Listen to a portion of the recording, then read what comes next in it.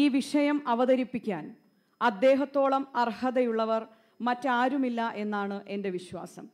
കഴിഞ്ഞ കാലത്ത് മനുഷ്യരായി പരിഗണിക്കപ്പെടാൻ പോലും അർഹത ഇല്ലാതിരുന്നവരെ കോടിക്കണക്കിന് ജനങ്ങളുടെ ഭരണചക്ര കൈകാര്യം ചെയ്യാൻ വരെ പ്രാപ്തരാക്കിയ ഭരണഘടനയുടെ ശില്പി ഡോക്ടർ BR അംബേദ്കറുടെ കൊച്ചുമകൻ, ലോക്സഭയിലും രാജ്യസഭയിലും ദളിതന് വേണ്ടി പോരാടിയ നേതാവ്, വഞ്ചിത് ബഹുജൻ അഗാദി പാർട്ടിയുടെ അമരക്കാരൻ, അനുഭവങ്ങളുടെ തീച്ചൂളയിലൂടെ ജീവിതം കരുത്തുറ്റതാക്കിയ നിയമജ്ഞൻ.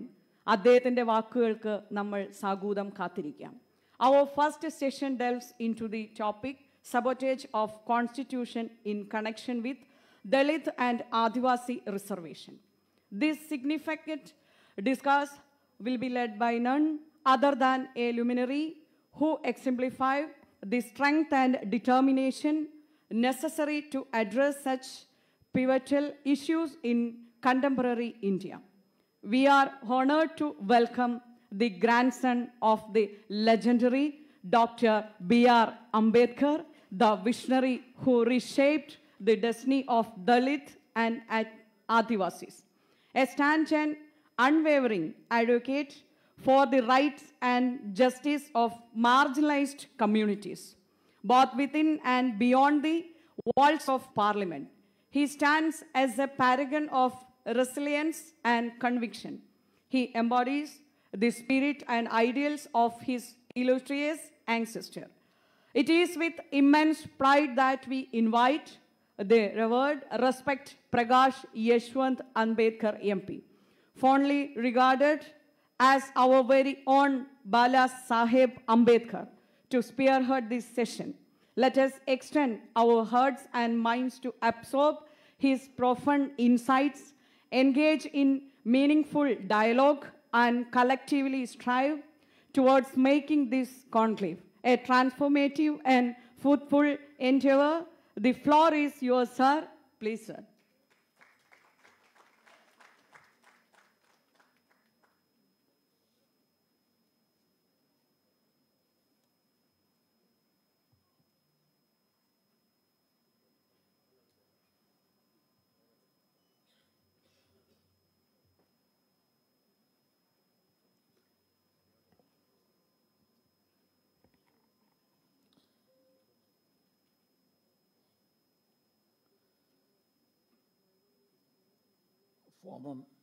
Former Member of Parliament, Srimati Rema Haridaji. She has introduced me as an MP, but I am not a Member of Parliament now. I was in the past. So I'm making this first clarification so everybody is aware of it. Colleagues on the dais, Dr. Sona PR, Mr. A.P. Anil Kumar MLA has already spoken over here, and the topic are two: constitutional rights and its irregularities amongst the Dalit. And below that there is a subject of constitution in connection with the Dalits and Adivasi reservation. In the first place, we narrow our discussion only to what we are interested. We don't look at the larger picture. That's most important. We have narrowed it down to what the Constitution gives us by way of reservation. That's the only object which we have seen. But there are other aspects of the Constitution, I think so, which needs to be understood, because they are the core to our being free and socially free. One is, I would say, Article 19. Till 1963, the article was in different form, in 1963, the article took a different form.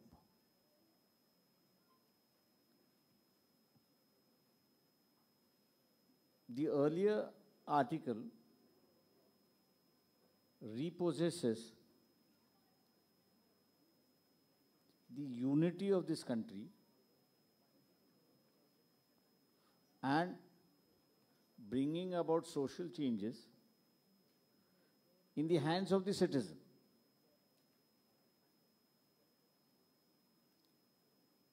So the citizens were made the masters of this country. And since the citizens were masters of this country, every other instrument internally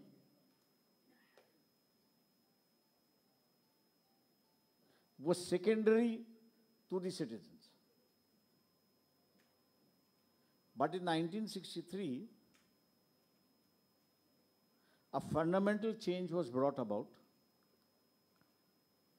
and that fundamental change altered everything.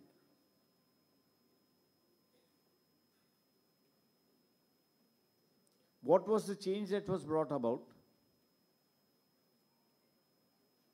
Was no longer the freedom and sovereignty which was in the hands of the citizen were taken away and placed in the hands of the parliament.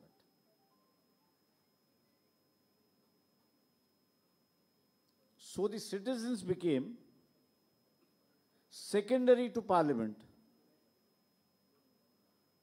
And when citizens became secondary to parliament, you find all discriminatory laws or the Dalits and Adivasis who were fighting for their natural rights.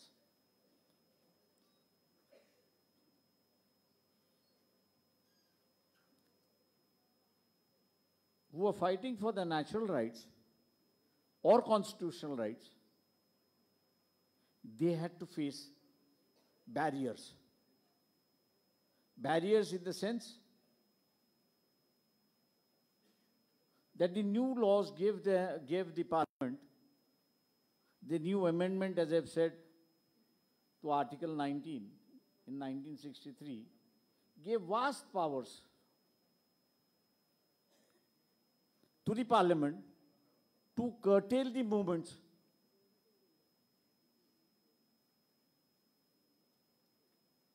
of the citizen. The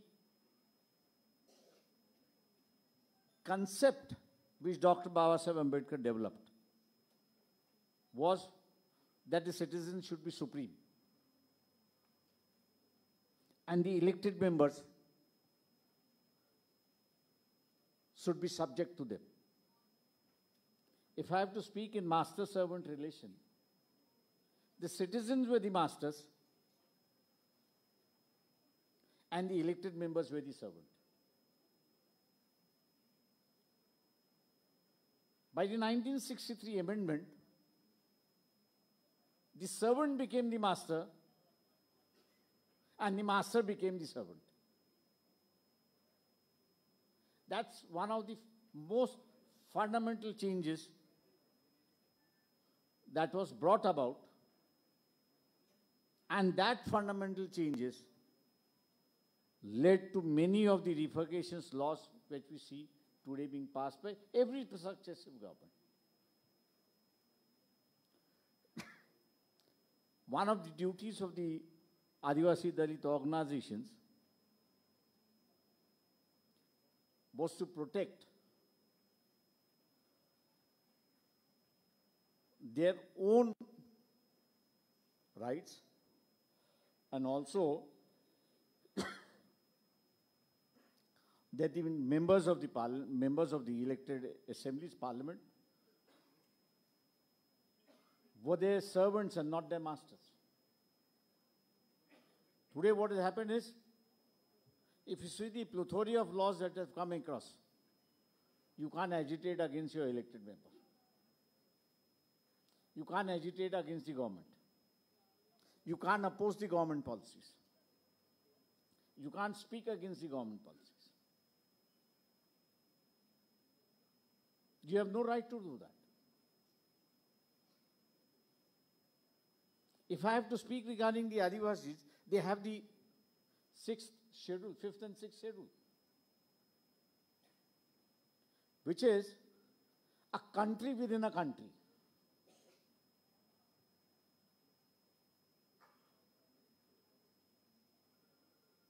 The concept is, of the 5th and 6th schedule, concept is nation within a nation or a country within a country. Those areas that were declared as tribal areas, they were autonomous. The Legislative Assembly did not have the powers. The Parliament did not have the powers. They came directly under the rule of the President. And their assembly, or the autonomous body which was there, was answerable to the President and none else. And therefore today we find in the Adivasi area, there is a movement which is going on where they call that Jal, Jangal, Zameen. ये हमारी है, किसी के बाप की नहीं. Because the rights over these minerals, the right over the land, and the right over the water is enshrined to the Adivasis under the 5th and 6th schedule. If we had properly advocated the line of thinking, the Adivasis would have been much better off because they would have been the managers or controllers of their own land, own water, and the own minerals which was there. We left that opportunity. Since we left that opportunity, the government entered into the second phase. And that is 72, due to Indira Gandhi, we had the nationalization policy.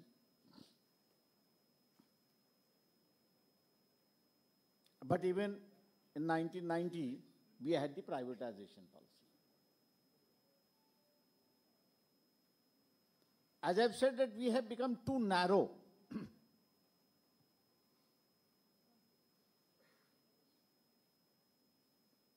And since we have become too narrow, we forgot one thing, that a draft constitution which was submitted by Dr. Babasaheb Ambedkar, he suggested that a parliament should have the right to frame the policy and not the government.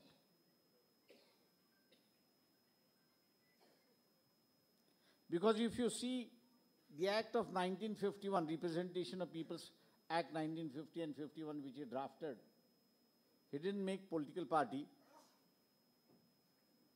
an inclusive part of the Act.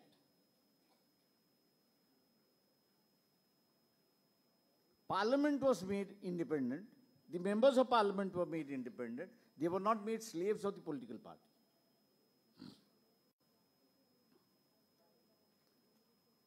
But in 89, the Congress party, which was in rule, introduced compulsory registration of political parties. And by registering compulsion political parties, the elected members became the slave of the political parties. What I'm hinting at is, in the earlier draft constitution, the economy of this country should be decided by the parliament and not by the political parties. And there he advocated what he pinned down in the states and minorities, of dividing economy into three sectors.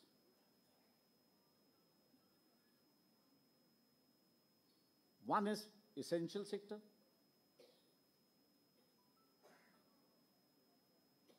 which he said is the lifeline of the nation, which should be in the hands of the parliament.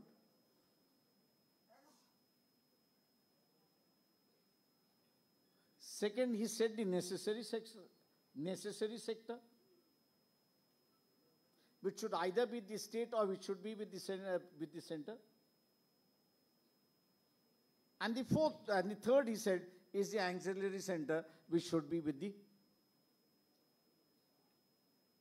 private sector. Had we kept on harping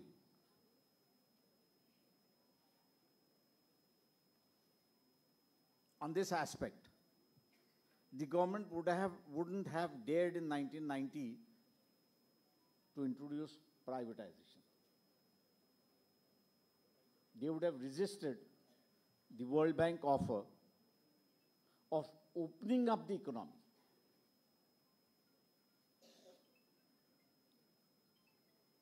The World Bank had asked for opening of the economy, not of disinvestment of the public sector.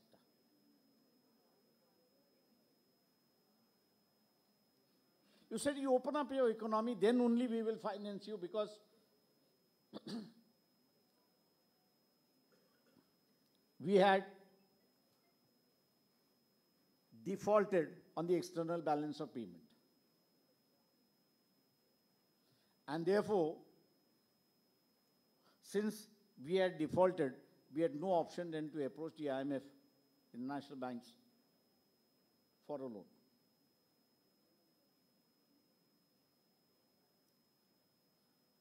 And there came the situation where the Indian economy was opened.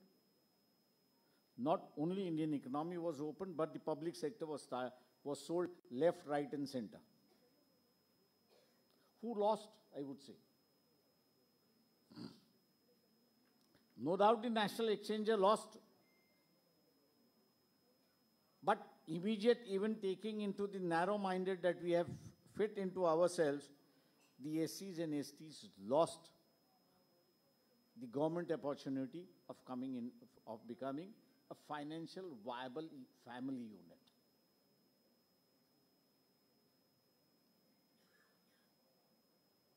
We have to open up and look in a different sense.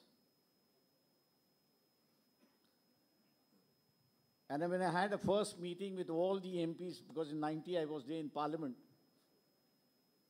and when I had a first meeting with all these scheduled caste MPs, for the first meeting everybody attended, but the next meeting I was the only person who was left there.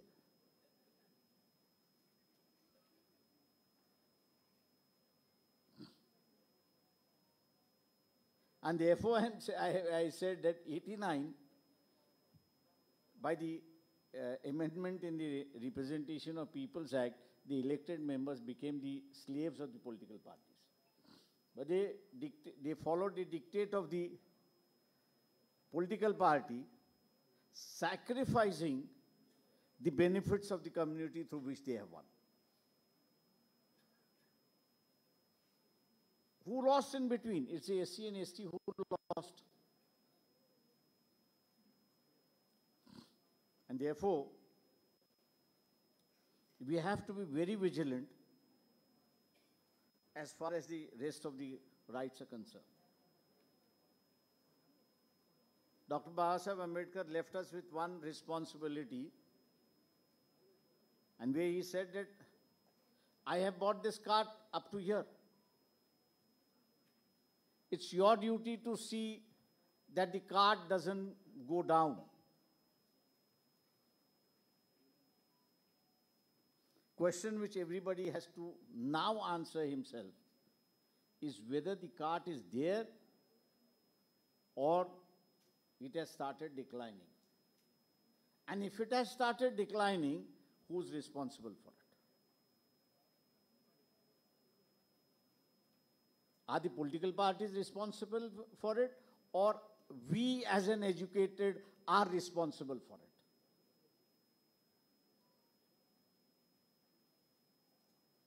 My only answer, that we failed the coming generation in protecting them and giving them an environment in which we enjoyed our freedom. Therefore, the blame lies on us. Because when I spoke of this, I said today we have a very good opportunity of saving the public sector. No doubt we defaulted in end of 1989-90, when Chandrasekhar was the Prime Minister. I said this is one of the best opportunities we have to save the public sector. Even though we defaulted, there was no run on the economy.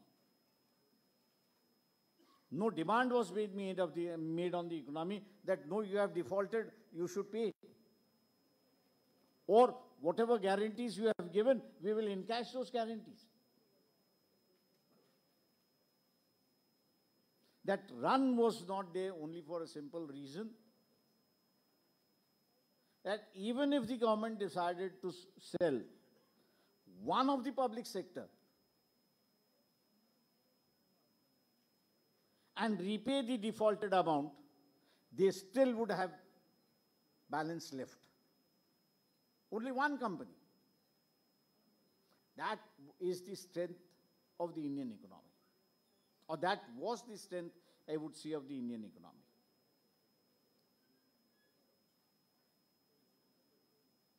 But we, instead of being alert, we not only became lazy, but we accepted that now nothing is going to happen. Complicity spread into the system and into the minds. And we said that nothing is going to happen.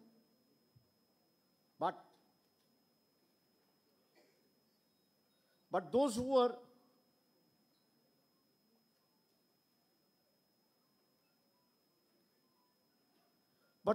were against your development, there is a class which is alive, and which Dr. Ambedkar himself said it, that when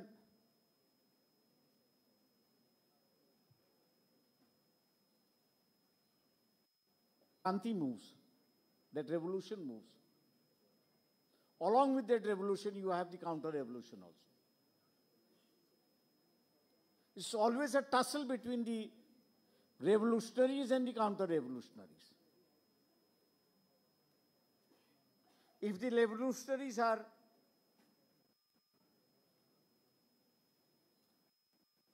ahead, they remain ahead. As I've said, if they lag down, they go behind and the counter-revolutionaries come up. Privatization is a move of the counter-revolutionaries.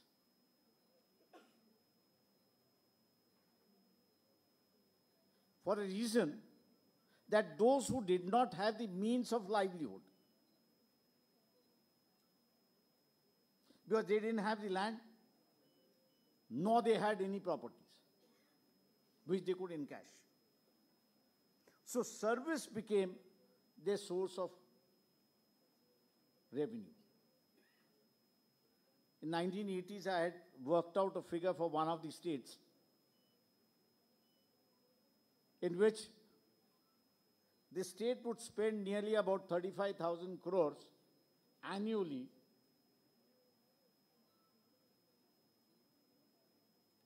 on the salary. Out of this 35,000 crores, 14,000 crores were spent on salaries for SC and ST. 14,000 crores were spent on salaries for SC and ST. That means the SC and ST became the owner of 14,000 crores out of 35,000 crores.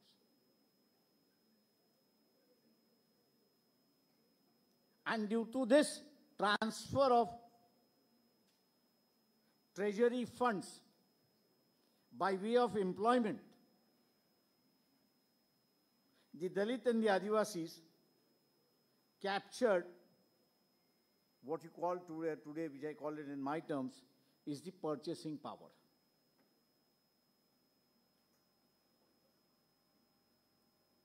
Being have-nots,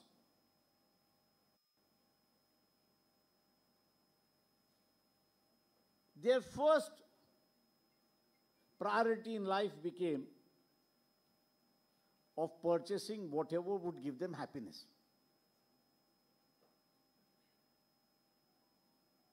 So they became the purchasers in the market. And as they became purchasers in the market, they started controlling the market forces.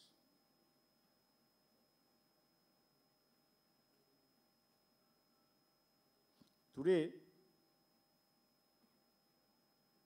situation is changing in a different manner.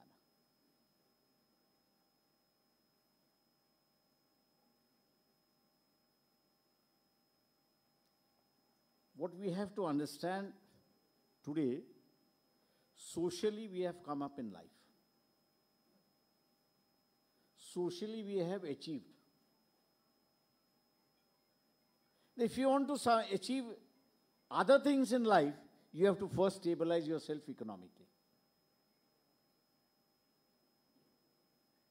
If you don't stabilize yourself economically, whatever social gains you have gained will come down if you become economically weak.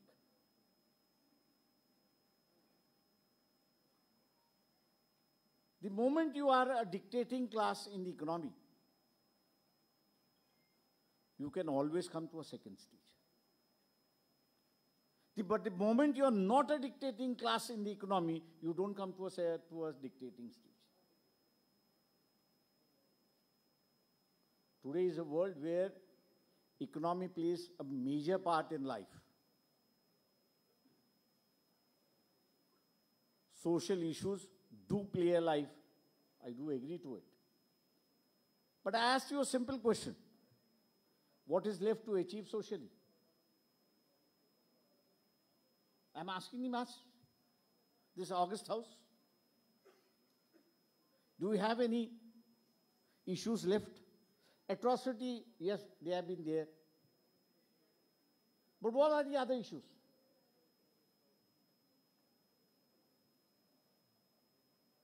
Socially, you have come to a strata. You have achieved a strata. Socially, what is left is dictating the society as such. Now, if you have to dictate the society, you have to dictate the market first, and which the class would say, I would say that credit goes to Madam Indira Gandhi, because she went in 1972 for a mass banking nationalization and socialization of health, agriculture, facilities where employment was generated. And that is where I said transfer of resources to the tune of 30-35% from the actual budget on salaries were with the scheduled caste and scheduled tribe. Is that status today? No. You have lost, you are losing, I'll say lost, I won't say lost, but I would say you are losing the market control.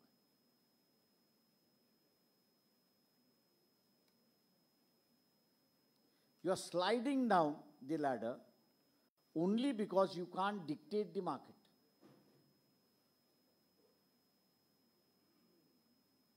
And now if you have to reverse this,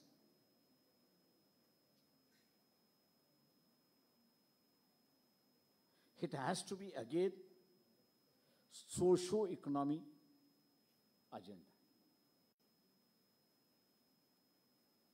Not just socio-economy agenda, but along with that socio-economy agenda, you will have to add the religious agenda also. And when you raise the religious agenda, as I've said, you have to come back to the idea of nation.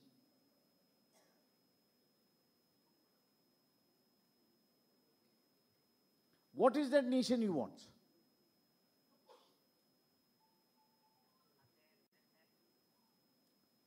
Your concept of nation has to be placed now.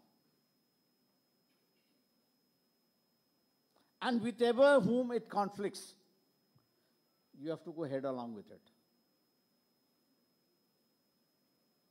Why for last 10, 15 years, the left and the Congress is failing? Because it has become a copycat of the Sanatani organizations.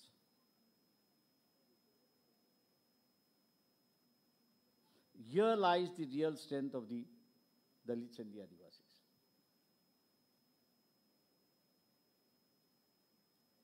It is here the destiny has to be put across. And that destiny has to be the new agenda, as I've said. Capitalize on the new agenda and place that agenda before it.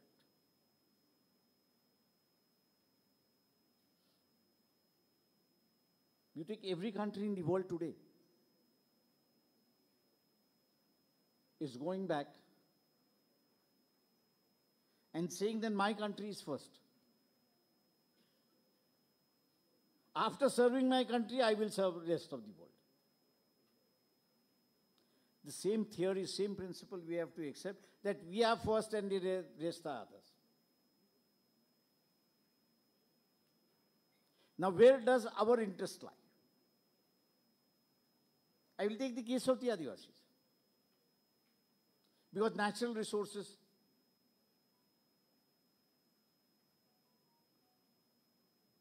it's like, you can say internationally, crude oil and its product is utilized by the Europeans. 80% of the crude oil is in the Muslim countries. So the Europe and others have become dependent on the Muslims, and the Muslims have depended on the Europe for refineries, technology. The same is the case with the Adivasis.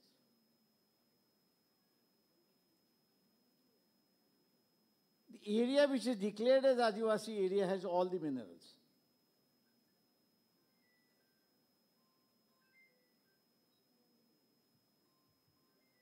Has all the minerals. But they don't have the technology to mine it. Now that technology is available outside the Adivasi areas.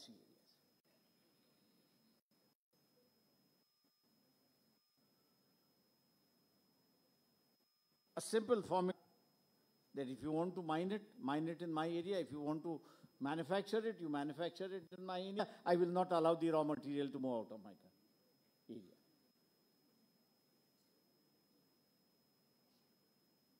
The development of the raw material which is there is the first. Similarly, the Adivasis and Dalits will have to take a stand.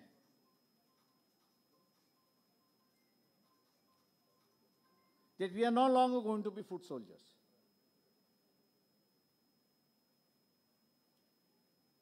Development of our area is must. And our area of development is education first. Our development of area is that whatever funds are earmarked to us is divided in social sector and economic sector.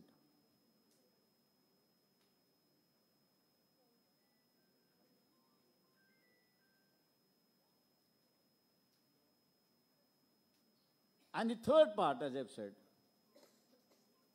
is the religious one. The Dalit Ambedkarite would have to take the Sanatani organization head along.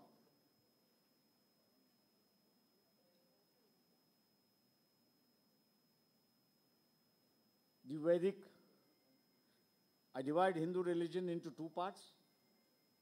One is Vedic Hindu religion, and the other is the Saint Hindu religion.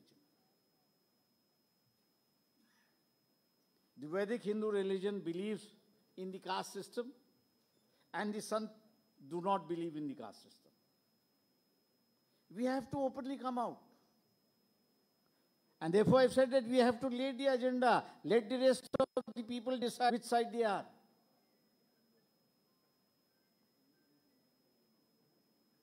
A time has come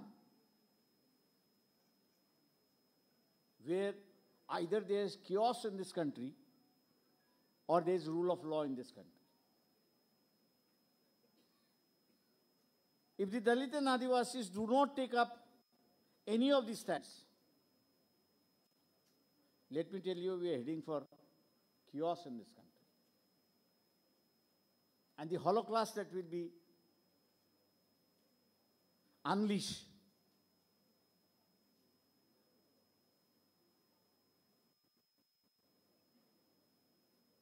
will be affecting your lives also. Because the Holocaust is a religious Holocaust. It's a tolerance that is at stake. Religious tolerance is at stake. And once religious tolerance becomes imbalanced,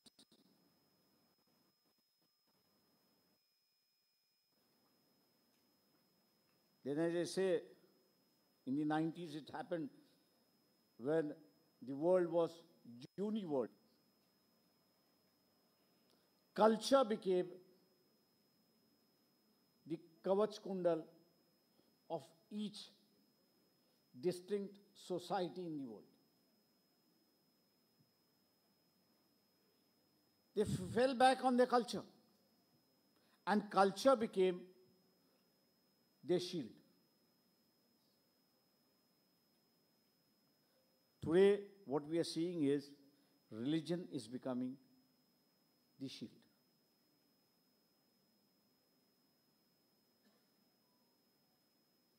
If this religion becomes the shield, then there is no brotherhood that is left. There is no understanding that is left. There is only, I would say, hatred that is left. And hatred can lead to anywhere. And therefore, I would say that the Dalit Adivasis are at a crossroad. You can't shrink your responsibilities. Till yesterday, yes, you were shrinking your response, saying that, no, I don't need to take stand. I don't need to do anything.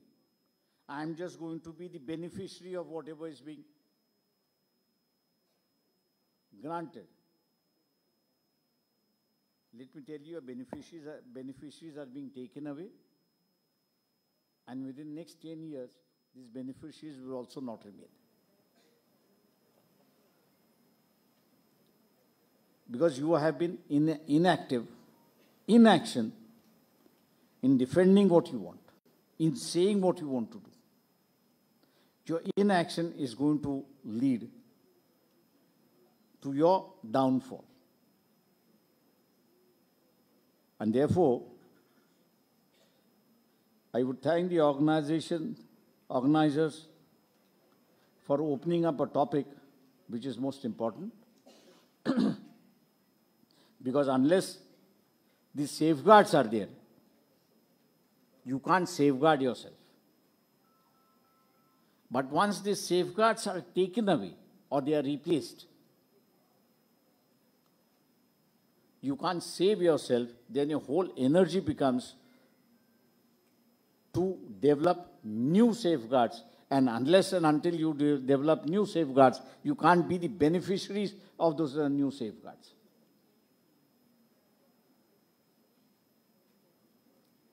This is a system which has been an oppressive system right for 2000 years.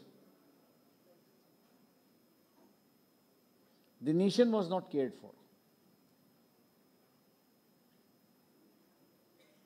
It was caste and religion that was cared for. Whoever may have ruled. That didn't bother the Sanatanis.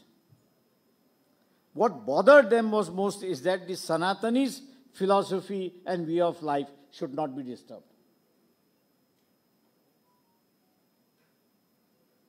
Therefore, the Sanatanis are in direct conflict with the nation, and if you want to fight them, you have to build your theory of nationhood.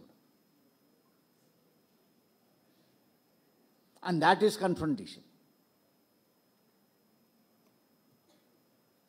Common man understands things much better by confrontation rather than by explaining. Therefore, confrontation is one way of educating the common man. I hope I have placed enough material before you. Kerala is one state where the education level is very, very high. And not only that, but there are large number of individual thinkers and scholars also who keep on sending many things and writing many things. I hope you will think in this direction. I thank the organizers and as well as your kind self for patiently hearing to my enslavement of yours for 45 minutes. Thank you.